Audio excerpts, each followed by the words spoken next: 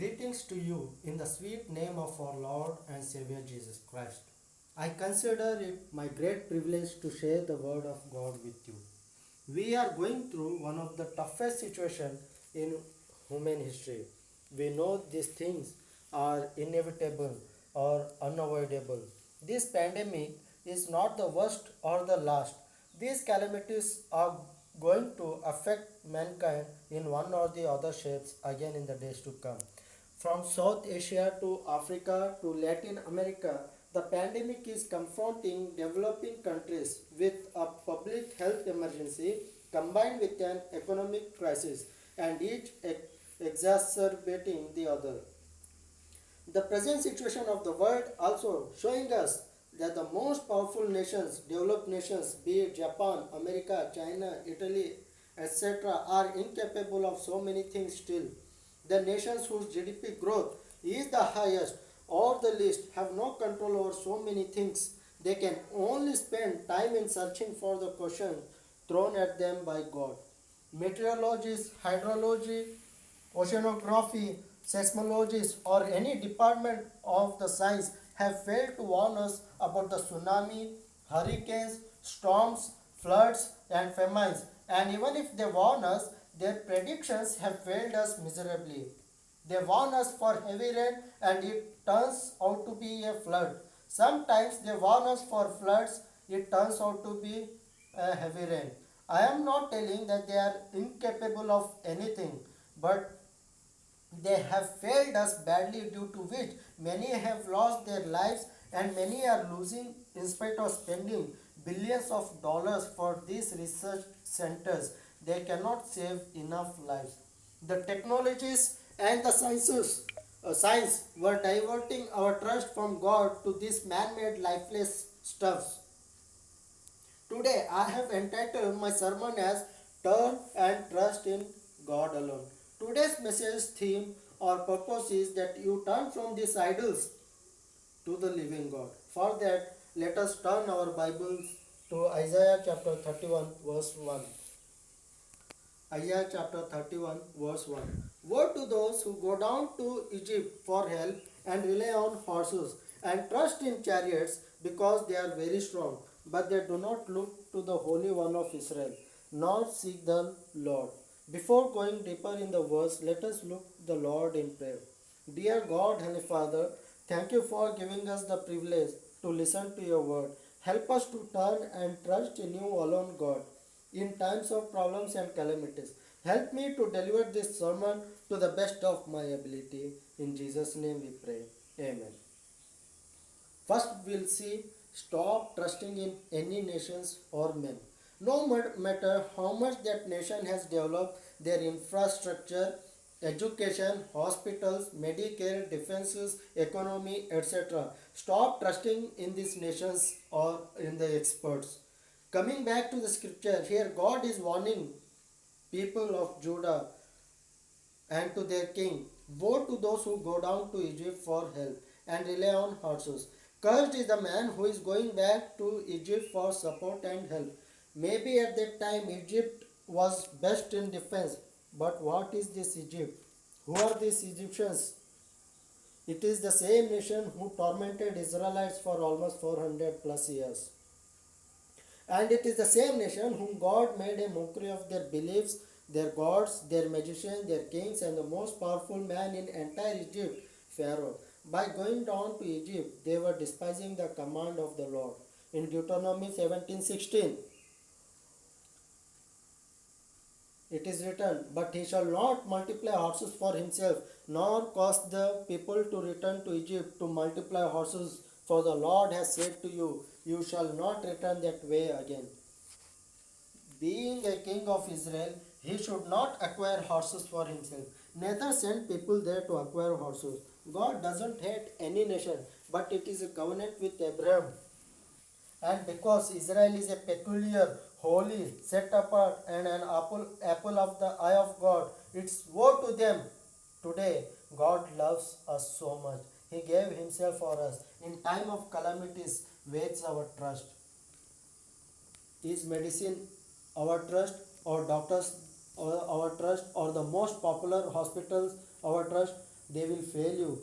They will squeeze you and make you empty, but the result will be of no use. Assyria was the world's conquering power at the moment. They had destroyed the northern kingdom, Syria, and great Babylon, and now they are heading towards this tiny divided nation, Judah. King Hezekiah, terrified, and was trying to get help from the neighboring country. In that, he was denying the sovereignty of God. And secondly, we'll see same chapter verses 2 and 3. Yet he also is wise and will bring disaster and will not call back his words, but will arise against the house of evildoers and against the help of those who work iniquity. Now the Egyptians are men and not God, and their horses are flesh and not spirit. When the Lord stretches out his hand, both he who helps will fall, and he who is helped will fall down. They all will perish together. Secondly, your iniquities will bring you down. God is wise. Your condition will be worse than before, because the nation which helps you will fall, and you, by trusting in flesh and not in God, you are trusting in Egyptians. They are only men and not God. Horses are just flesh and not spirit. God is the God in whom lies the power of death and life. Our PM Narendra Modi, during one of the recent conferences, has expressed that one of the lessons learned in this crisis is that India should be self-reliant nation, because the nations themselves are struggling, and nations themselves are battling this pandemic. All the nations are expecting that America will come up with solution, China will come up with solution, Japan, Italy, India will come up with solution, but all have failed their citizens so far.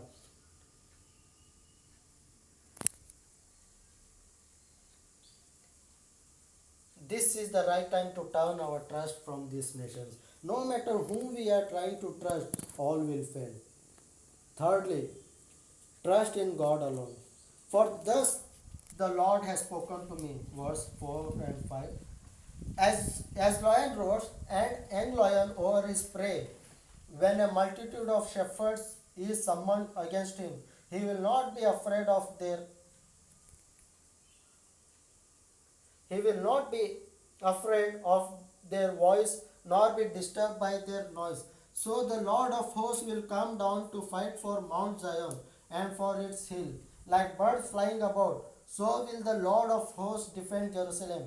Defending, he will also deliver it. Passing over, he will preserve it. For in that day, even man shall throw away his idols of silver and his idols of gold, sin which your own hands have made for yourself. Situations may seem out of reach for you, but not for God.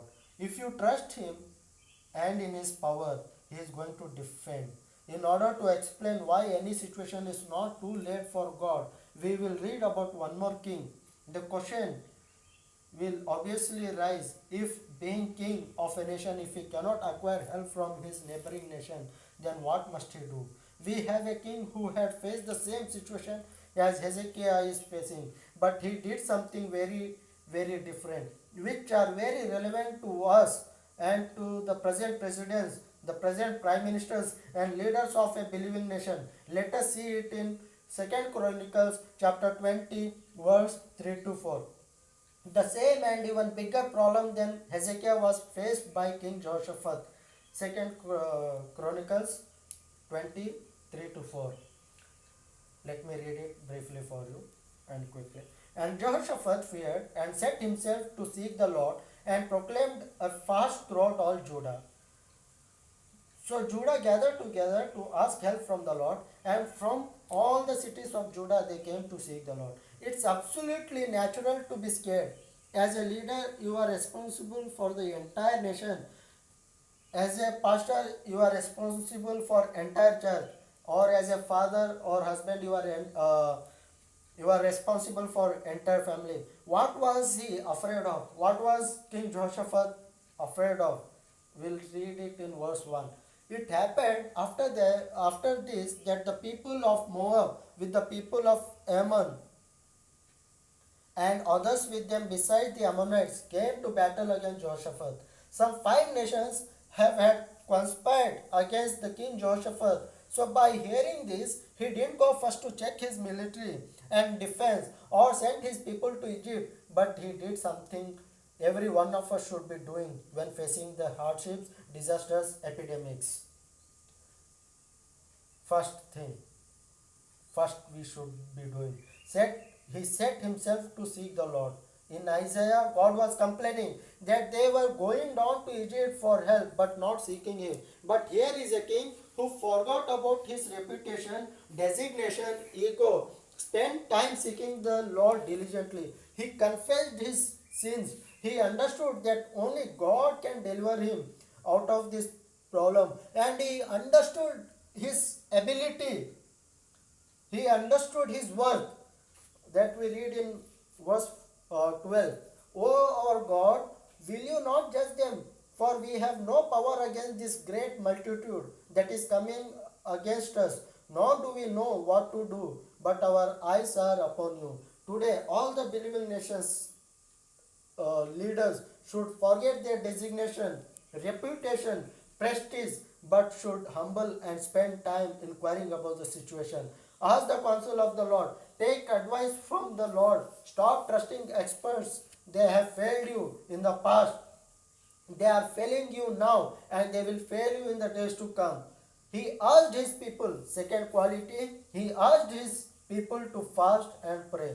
So Judah gathered together to ask help from the Lord, and from all the cities of Judah. They came to seek the Lord. People supported the decree of a king or the government. The lockdown would have not been successful if not enforced by PM and if not enforced by the police. People support the government, PM or president. Ask people to come on their knees, fast, to humble themselves. They will obey you. Verse 13, how they supported, let us see. Verse 13. Now all Judah with their little ones, their wives and their children stood before the Lord. All of them came and supported the king's decree. Little ones, their wives and their children, all of them stood before the Lord. Make use of people's support. Ask them to come on their knees. Ask them to fast and pray. Join their hands in prayer. Through our prayers only we can conquer our battles. Thirdly, he obeyed the voice of the Lord. One of the prophets, when they were fasting and praying, stood up and proclaimed. And he said, listen, verse 15 onwards, listen, all you of Judah and you inhabitants of Jerusalem, and you, King Jehoshaphat, thus says the Lord to you, do not be afraid nor dismayed because of this great multitude, for the battle is not yours but God's. Tomorrow go down against them, they will surely come up by the ascent of Ziz, and you will find them at the end of the brook before the wilderness of Jeruel. You will not need to fight in this battle. Praise the Lord. Position yourself, stand still, and see the salvation of the Lord. Who is with you, O Judah and Jerusalem? Do not fear or be dismayed. Tomorrow go out against them, for the Lord is with you. When you do these things, your battle will be belong to the Lord. Your problem will be God's problem. What Jehoshaphat and company did, they obeyed the voice of the Lord. Verse 18, Jehoshaphat said to believe in the Lord. He stood, being leader, he stood and encouraged people. Jehoshaphat said to believe in the Lord, believe in his prophets. Like his father David, he went in the name of the Lord. Their arms were praise, pray, fast, humbleness. Before even they extend their swords, the battle was won by God for them. Jehoshaphat demolished his enemies by humbling himself, by seeking the Lord, by asking his people to join him in fasting and praying, and by obeying the voice of the Lord. If we do these things in a time of storms and difficulties, God will go before you to fight the battle. Today, no matter what the name of your battle, no matter who is coming against you, no matter how close because your problems have come. No time is too late for God to deliver you. Only He is the keeper and defender of Zion and Jerusalem and of you. Do not wait that somebody will come and help, either God or man, spirit or flesh. Turn back to your trust from experts, science, technology, or any idol you made of silver, gold, or in flesh. Destroy them immediately. I don't know how that Egypt is for you today. Turn from that idol. Times and circumstances may be hard, but they will pass. The world may be coming against you, but you will only see them falling flat and running on their own. God bless you all. May you start trusting in God immediately, and may all your problems be solved immediately. In Jesus' name I pray. Amen.